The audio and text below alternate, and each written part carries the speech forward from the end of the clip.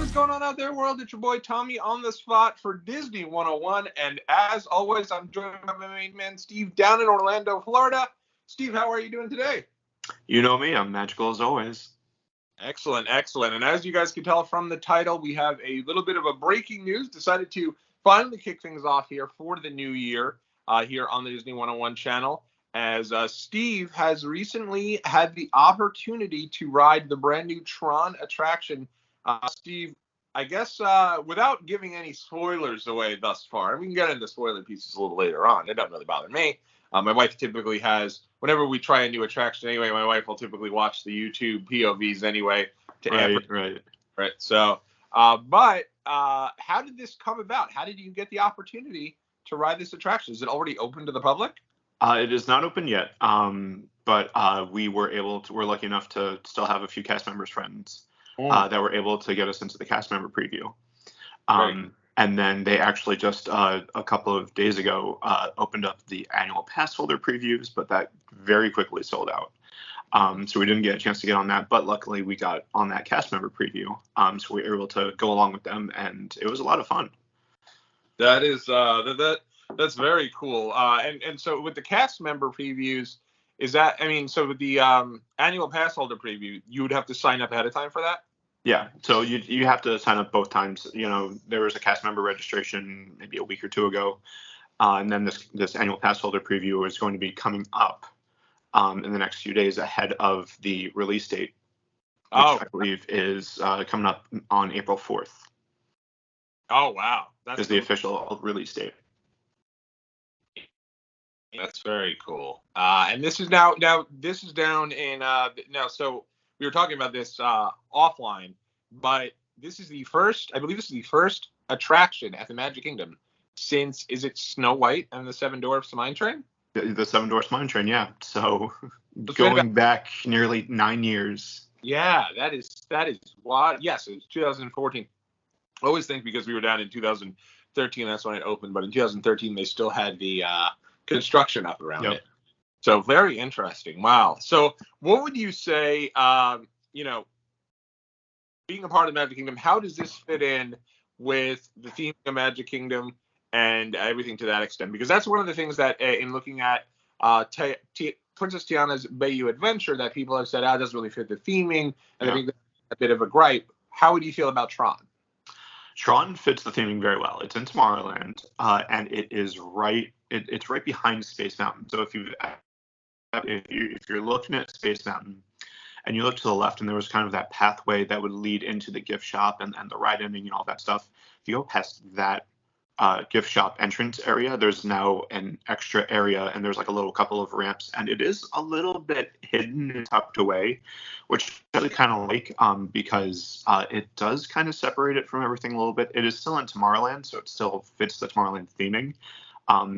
The other kind of interesting part, just because of how Magic Kingdom is kind of situated, where it's hard to sometimes like separate the lands, where there's a very distinct cutoff between Tomorrowland and Fantasyland, for example, where if you're right by the Tomorrowland Speedway, you can see Tomorrowland Speedway, you can see Space Mountain, and then if you look to the left, you can see the teacups and you can see Seven Dwarfs Mine Train. So when you're up in that Tron area, everything, if you are looking at the Tron stuff, it's all right there. But if you turn around and look behind it, you can see like the Fantasyland Railroad and like Storybook Circus and all that stuff. So as long as you don't look that way, it fits the theming perfectly. Yeah, that is very cool. What would you say is your anticipation level for the Tron coaster? Were you surprised? Was this like a long time? Did you have a little time about this, or was this kind of a last minute, hey, if you guys want to come down, come down? It was about a week's notice. They kind of said, hey, we have these previews. Do you want to come in? Do you want to join us? The good thing is, when you do those cast member previews, you just kind of sign up and you say, hey, I want to bring guests, and it doesn't necessarily need to have like names on a list or anything like that. So usually cast members will register as soon as they can, and then if it turns out that somebody can come with, you can come with. Oh, that's very cool. Yeah, that is awesome. And did they do I guess so you had about a week here to to build anticipation. What was your anticipation level going into going into trying this attraction? Were you very excited? How did you feel about things? I was very excited. I was that person also that saw the Shanghai Disneyland Tron attraction, and I've seen the ride POVs and all that stuff. So I kind of knew what I was going to be getting into going in. But especially on an attraction like this, that's as unique as this, it's hard. The videos definitely don't do it justice. Very cool. Very cool. So what would you say now that you've now finished this attraction? I'm assuming I assume they allow you to just ride it one time, right? Actually, no. They give you an hour window, and you Really? can actually arrive a few minutes earlier than that. And basically, you can ride as many times as you can go out and go around and go in a couple loops. So we rode it a few times.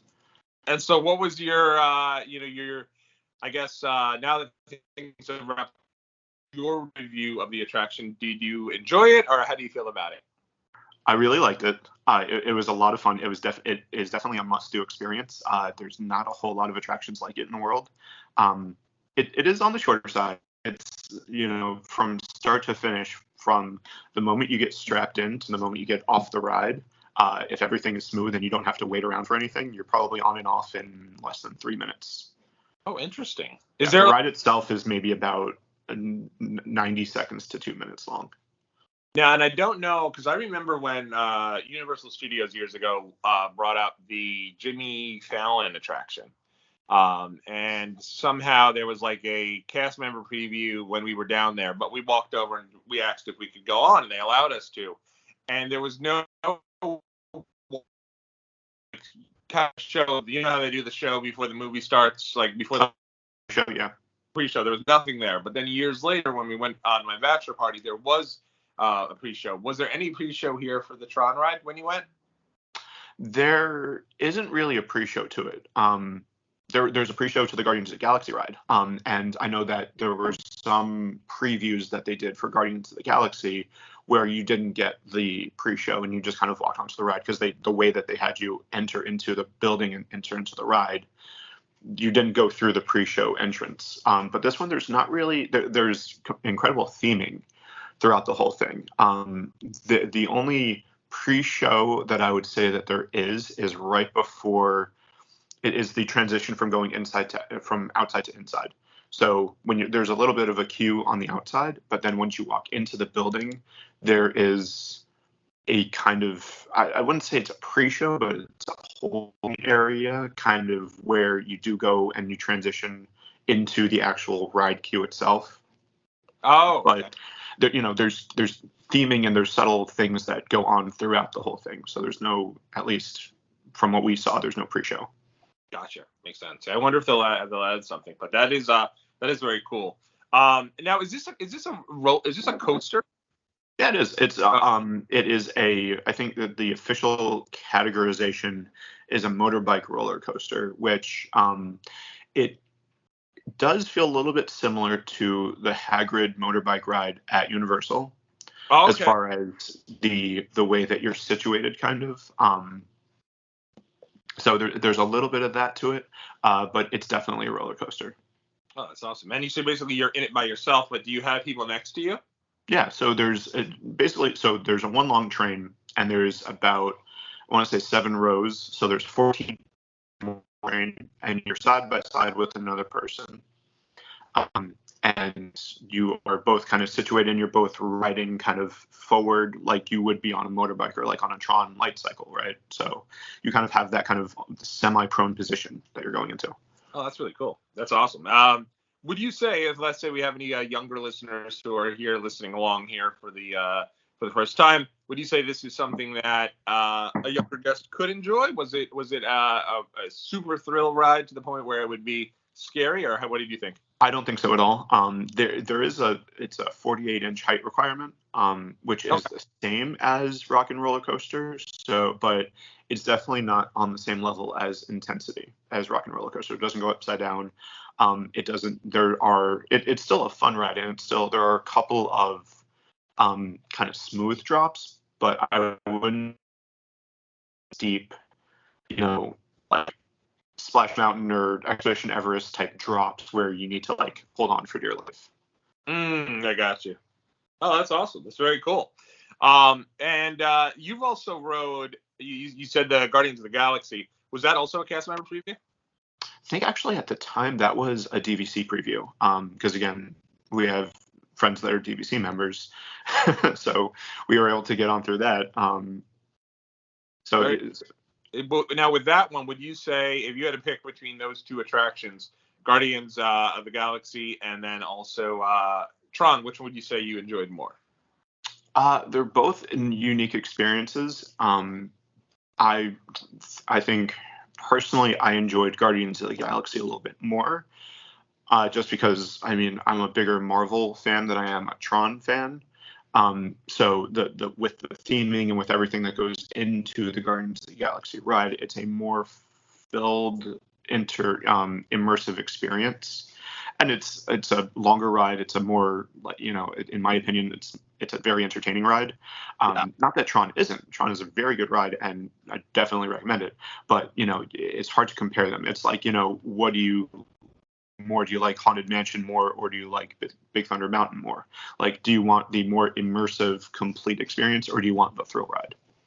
Gotcha. No, that's good.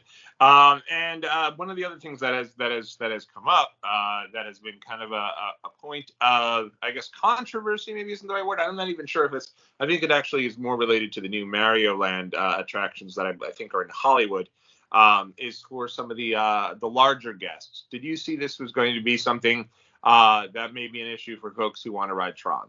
Honestly, I didn't really see that. We saw, I mean, a lot of the people that were in line next to us and around us were not small people, and they fit in no problem.